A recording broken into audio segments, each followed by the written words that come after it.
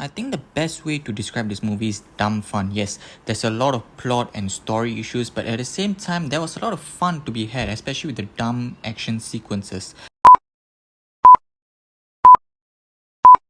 Welcome back, Visionaries, to my latest video. This will be my non-spoiler review of Matthew Vaughn's latest film, Argylle. Here's a quick plot synopsis.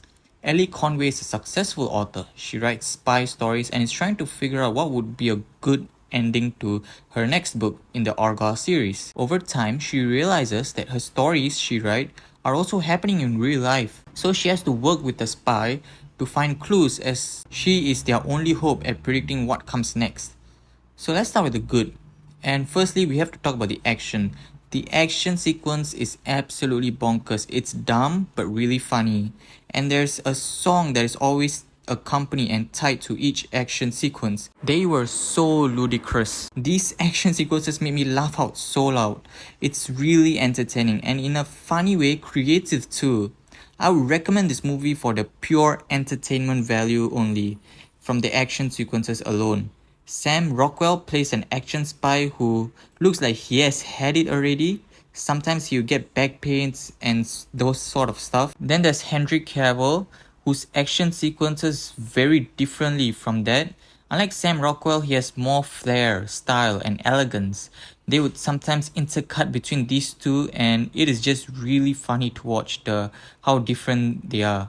Bryce Dallas Howard never struck me as an action star, but I gotta give it to her in this movie. She had some pretty cool action sequences too, although her character did have some traits of the woke female characters that make them really strong and unbeatable. Yeah, I still really enjoyed the action sequences she was in this movie. Also, the action sequences have a lot of problems too, like there's continuation errors. So example, if there's something on a character and in the next shot you would see that that thing is not there anymore, so I can ask what happened to that thing. So there's like a continuation error of this kind in certain scenes. But it's really funny. I think it adds to how fun the movie is eventually. And I really liked her action sequences, not because they were showing this flawless and powerful female character, this woke character, but because it was really funny to watch. And my last good thing would be the set design and costumes.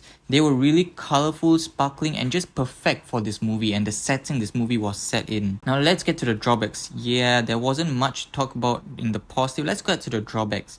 First and main problem is the protagonist. Ellie Conway is not a very good protagonist.